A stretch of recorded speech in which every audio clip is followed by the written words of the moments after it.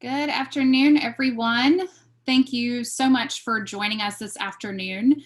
Let me start my video just a moment. Sorry about that, y'all. So again, good afternoon, and thank you for joining us for Ethical Practices and Guidance. Where do we go from here? This is the final webinar as part of the SACAC Summer Webinar Series. We are looking forward to spending the next 45 minutes with you going over a topic that is timely to our profession from multiple angles. We do recognize that among our membership, there are varying degrees of understanding and knowledge of ethical practices in college admissions. So whether you are someone who's been in this profession for 15 plus years, maybe you've served in various capacities within college admissions, or maybe this is your first engagement with SACAC. Our hope for today's presentation is that you leave our conversation with a greater appreciation for the work that has been done throughout the years to establish the importance of ethical decision-making in our profession for the benefit of the students that we work with. It has been, I think, for all of us, a very long, stressful, chaotic, upending year.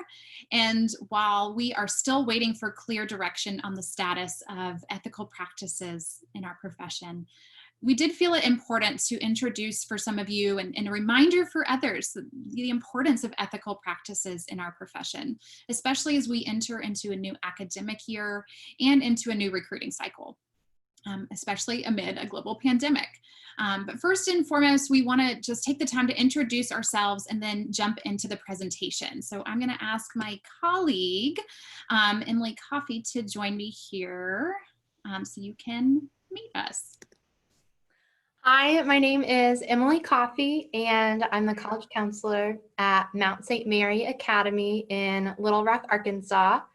I've worked in college admissions and college counseling for 5 years, and this is my first year on the board as the Admission Practices Committee co-chair with Melissa. It's definitely an exciting and slightly stressful time to be starting a new board term, but I'm really looking forward to learning and working with all of you.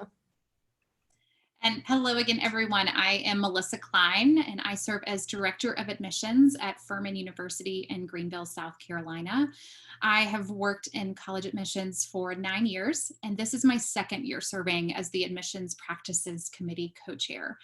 My first year serving on the committee was spent in moratorium, which is as a result of the Department of Justice investigation, which we'll talk more about in just a bit.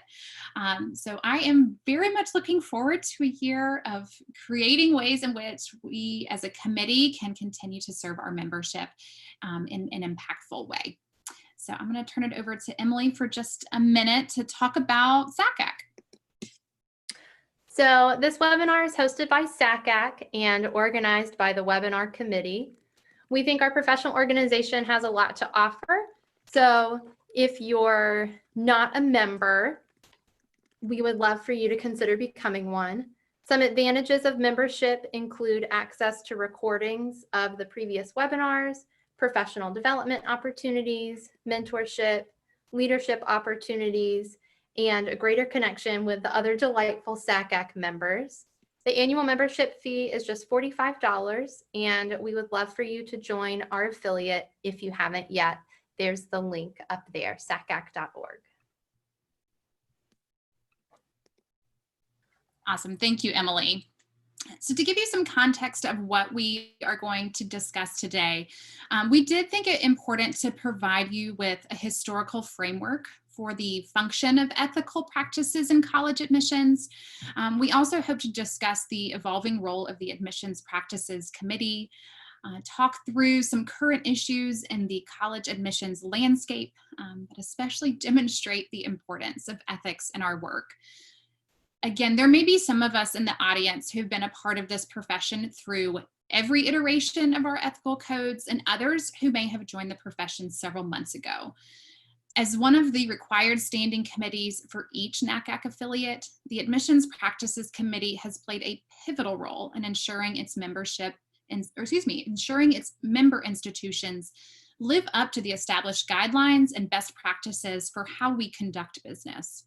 It's therefore important to understand where we have come from as an organization and what the road ahead looks like for how our profession can continue to uphold and value ethical decision-making in a post-CEPP world. So if you don't know what the CEPP is, rest assured, I'm going to bring you up to speed in just a minute. So again, while a portion of our discussion today will focus on outlining these former iterations, we do intend to spend most of our time addressing some of the intrinsic benefits of ethical behavior in college admissions and provide you with an opportunity to help shape how the Admissions Practices Committee may continue to support you, your colleagues, and the students whom we all serve going into this post-CEPP and current COVID-19 world. To give you, I will say, a brief history of NACAC and ethical practices, since 1937, NACAC has grown to be the largest trade organization focusing on college admissions. Throughout its 80-plus year history, elements of ethical practices and professional standards have been an important component of training, networking, and collaboration among the various member institutions. Originally known as the Statement of Principles and Guiding Practices, or SPGP, this document saw many iterations over the years, and at its core served as a guiding recommendations, best practices, and in some areas, expected behavior for how its member institutions conducted admissions business. For me, my first introduction to the SPGP was on my first day as an admission counselor when I was told to read over the document as part of my training. But beyond that, very little dialogue or conversation about its purpose. Maybe you had a similar first introduction to our ethical guidelines, or maybe you had extensive training on its purpose, or maybe you had no introduction to these guidelines or principles at all. Regardless of your first introduction to ethical practices in our profession, it is important to recognize that it has been a cornerstone of our profession since the inception of NACAC. Adopted by the Assembly at the September 2017 National Conference, the SPGP transitioned into a new iteration, which had not seen an extensive overhaul for at least the previous 10 years. So this new version, known as the Statement of Principles and Guiding Practices, Code of Ethics and Professional Practices, CEPP, this document provided clear ethical principles and the rules for implementing such. This was done in an effort to ensure protection of students from unethical recruiting practices. And in this new iteration, all provisions were mandated, which resulted in an almost immediate inquiry from the Department of Justice for concerns regarding antitrust elements, as it related to three specific components. 1, the active recruiting of transfer students. 2, offering incentives as part of the early decision process. And 3, the active recruiting first-year freshmen after May 1. So in response to the Department of Justice investigation, the NACAC Assembly voted to place a moratorium on the enforcement of these three specific provisions while the ongoing investigation took place. The three critical components guiding how member colleges and universities conduct business, but through the lens of the DOJ and the Sherman Act, which prohibits restriction of trade or reduction of competition in a marketplace. These three rules were viewed as unlawfully restraining competition among NACAC's member colleges. And through the lens of the DOJ, thinking that this demonstrated harm to college applicants or potential transfer students, and thinking that it ran the risk of depriving students of potential benefits that could result from competition. And a good example being competitive financial aid packages. So 2 long years later, at the September 2019 National Conference in Louisville, Kentucky, the NACAC Assembly voted to remove those three concerning provisions from the Code of Ethics and Professional Practices. And again, they were seen as inhibiting competition among colleges for students. As part of, although the consent decree was accepted by the Department of Justice, the moratorium on the CEPP has remained in place since 2017 and has since been expanded to all elements of the CEPP, not just those 3 provisions in question. Because of this has been an ongoing legal matter, NACAC's legal counsel has recommended that the National AP and affiliate AP committees not follow up on complaints for violations against the CEPP. With hopes of avoiding future issues regarding antitrust within our guiding documents, the NACAC Board of Directors recommended that the National AP Committee recast the document as a best practices model. And this is a process that has been in the works since March 2020, so this is relatively new. Where does the AP Committee fit into this conversation? Since we are one of the required standing committees for the affiliates, the Admissions Practices Committee has long had a role in providing education to membership and for enforcing compliance to the SPGP and then CEPP. Throughout the duration of the Department of Justice investigation, affiliate AP committees have been instructed not to enforce the CEPP and to operate out of a moratorium on the document itself.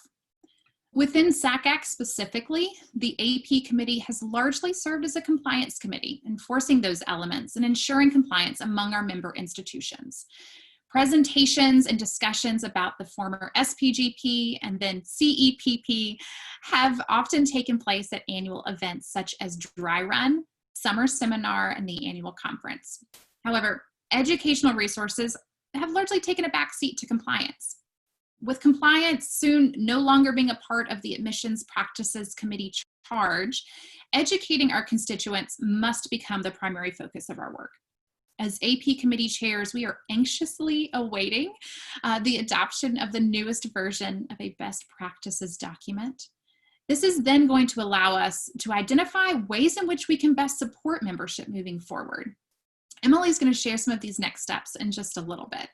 So hopefully this is clear as crystal, that you took some notes, that you got used to hearing me say CEPP and SPGP 1,001 times.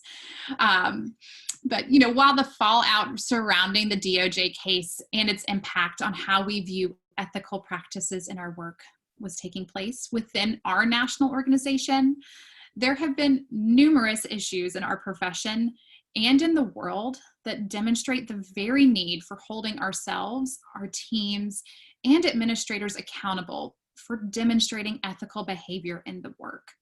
I'm going to turn it over to Emily, who's going to share some of those examples with you.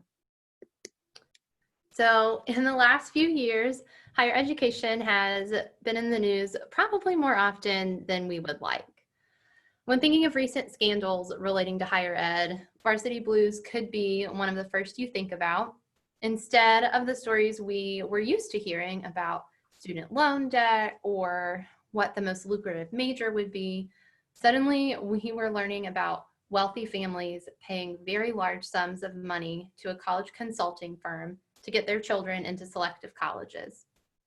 Thankfully, no college counselors or admission counselors were indicted, but it did reinforce the importance that ethical practices hold in our profession.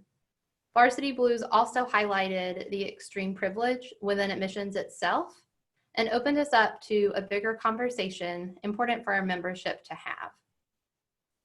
I don't know about you, but I thought that Varsity Blues and the DOJ investigation rocked the admissions boat a lot, but then our ever-present pandemic pal, COVID-19, came along.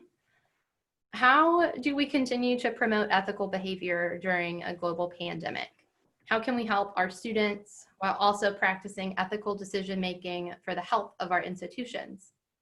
I'm thankful for the helpful conversations that I've been having around how to add additional information to my school profile and school report so that colleges can understand our schedule changes and what our teaching instruction looks like now, grading policy changes, the list goes on. I'm also thankful that Common App has added a section for my students to answer how the pandemic has impacted them. And for those organizations who have been able to offer their products and online tools for free to education organizations and students. But for all the opportunities for innovative change that COVID has brought, it has also highlighted the extreme and ever-widening inequality in accessing higher education. FAFSA completion rates fell nationwide. Colleges struggle to make their classes. Virtual learning, not an option for all students. AP testing at home, nightmare. How can we expect high school students to think about the college application process with all these extra barriers landing in front of them? I have had more standardized test-related emails this summer than I can count. I am so thankful for the 1460 plus colleges able to adopt or continue using a test optional or test blind policy this year. But what about those tricky colleges that say they're test optional, but then require a test score for all scholarships? I don't know about you, but getting scholarship money when I went to college wasn't optional in my family. And as colleges face this huge ethical dilemma and the complications associated with becoming truly test optional, high schools are trying to figure out how and if they can offer the standardized tests to their students. Do you sign up to give the test on a school day? What if your school is all virtual by the time that test date rolls around? But what if that was the one chance your student had to take the test for the first time, and without it, they can't receive scholarship money? But is it worth risking your life and your students' lives to proctor a test? I don't have the answers, but I do have a lot of feelings. On top of the pandemic quickly taking away the calm and complacency that we find within our routines, our Black students have had to deal with the murders of Ahmaud Arbery, Breonna Taylor, and George Floyd. They have read when their schools made statements about these deaths, and they've noticed when there was no statement. And they're having to convince people around them that Black Lives Matter while wearing a mask and brainstorming their college essay. And I think now more than ever, we really need to remind ourselves that we're professionals working in an institution that was created by white men to educate white men. And so some of the practices that we have always used were created to exclude students. And so I'm really hopeful that as activism and conversations about race and changes to our normal processes occur, that we can really be brave enough to bring ethical admission practices into the conversation and make sure that we continue to center the best interests of our students.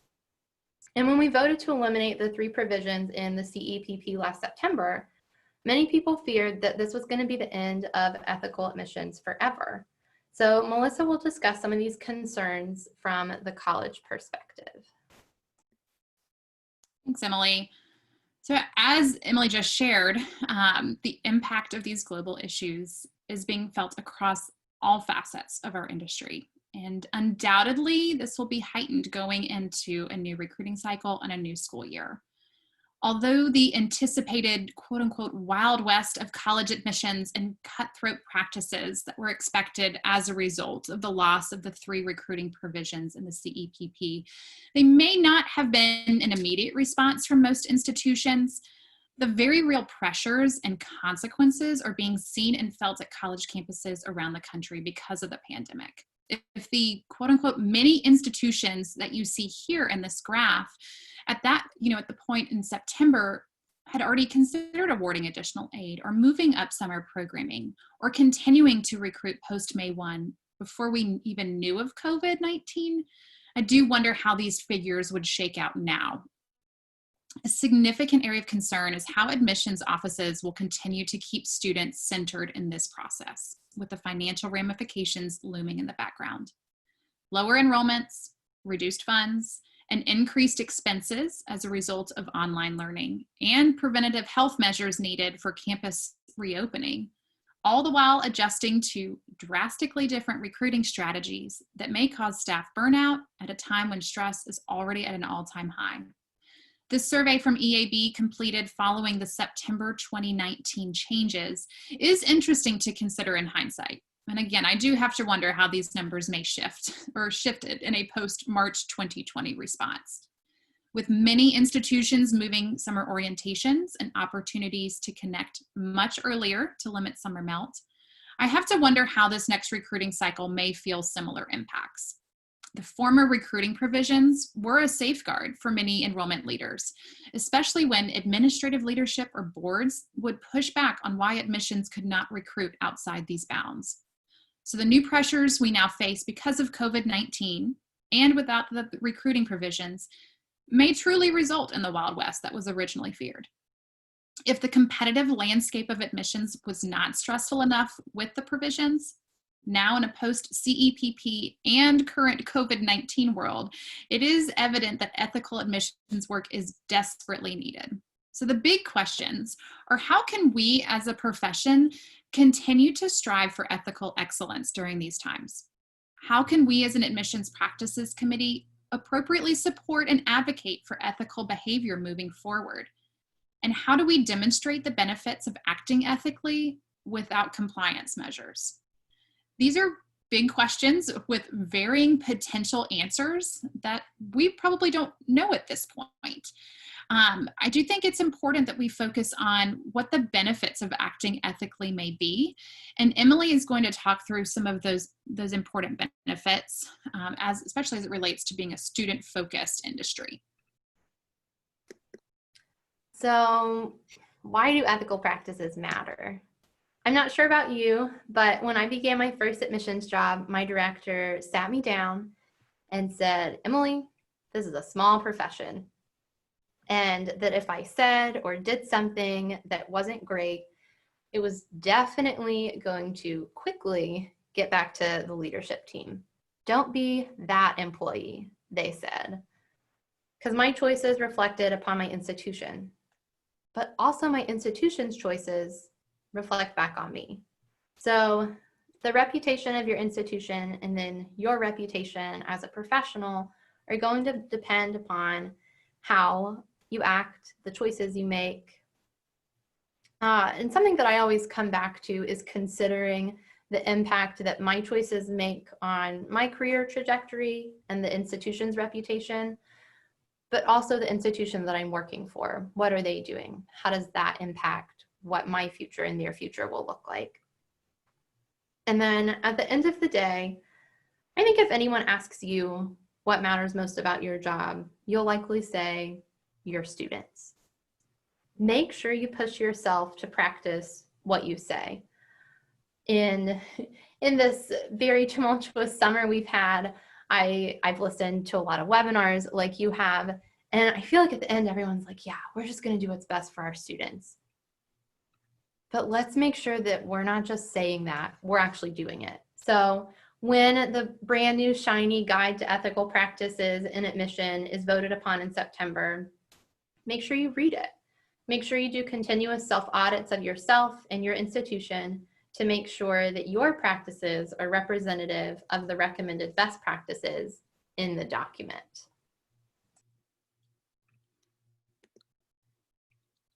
The big question is, where do we go from here? And throughout this presentation, both Emily and I have tossed out some very big questions that we don't have answers to. And I think as a profession, we are all trying to wrap our minds around.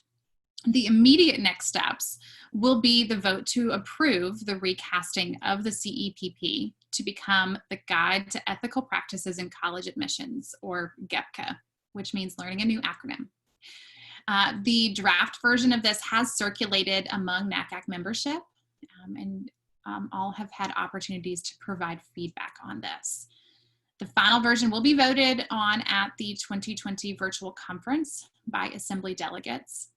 And assuming it passes, this means our committee can hit the ground running to determine how best to educate our members and move forward in providing resources for you and our offices.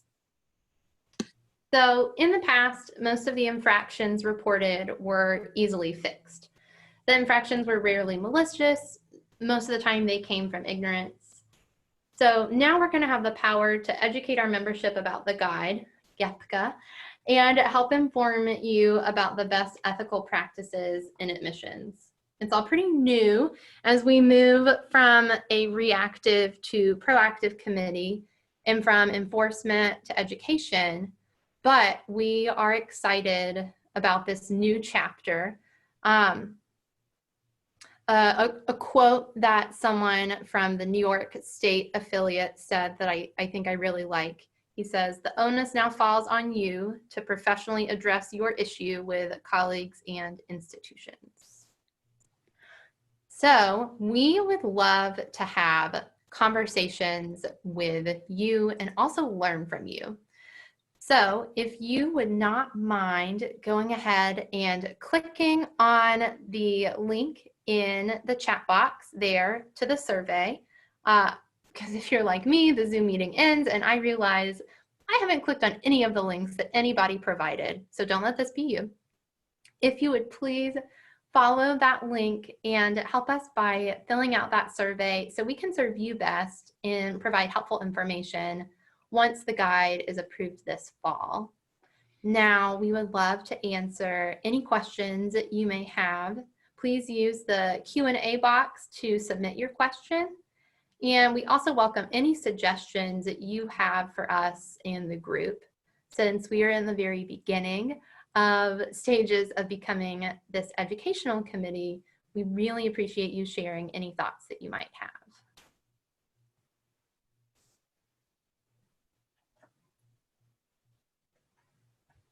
And I'll echo that, Emily. Looking at the participant list, I know that I see a number of names who have been in the profession for many, many years, and some very new entry-level counselors. And I think that this is a great time for us to collectively learn from one another and hear what some of the concerns or frustrations may be at this point in time and how we can address that moving forward.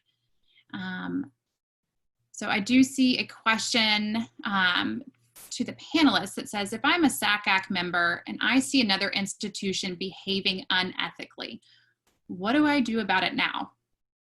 And that's a great question. I think going back to the quote that Emily shared at the very end of, now is the time for us as individuals and individual offices to hold each other accountable.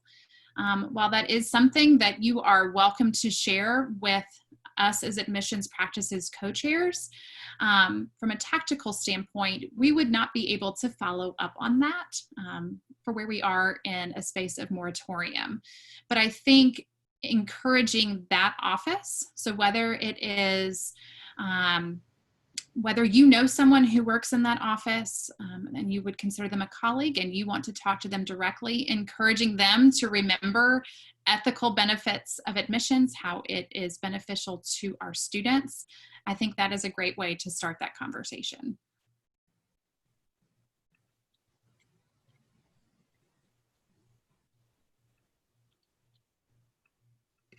Other questions from the group?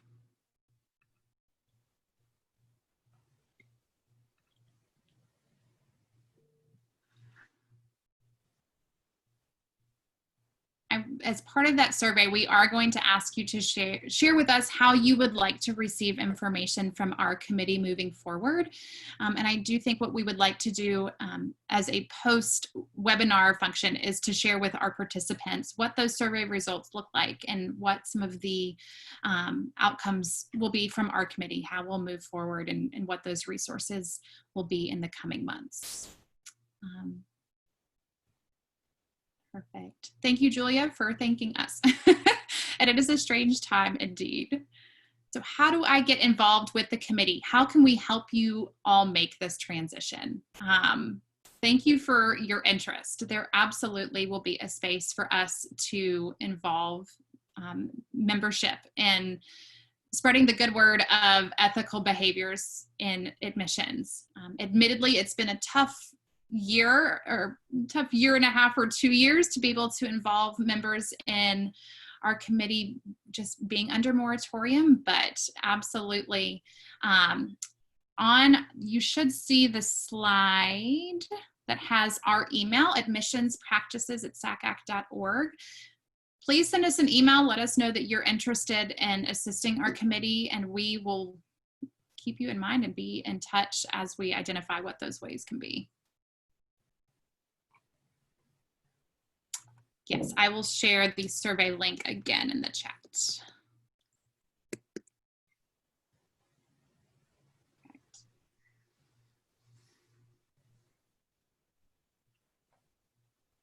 other questions or thoughts from the group?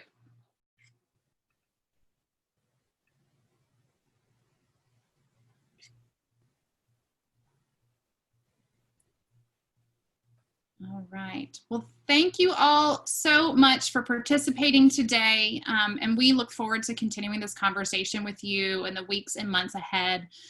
Again, please feel free to email either one of us directly or at the admissions practices email address. We look forward to continuing the conversation and for your support as we transition to this new role. Thanks, everybody.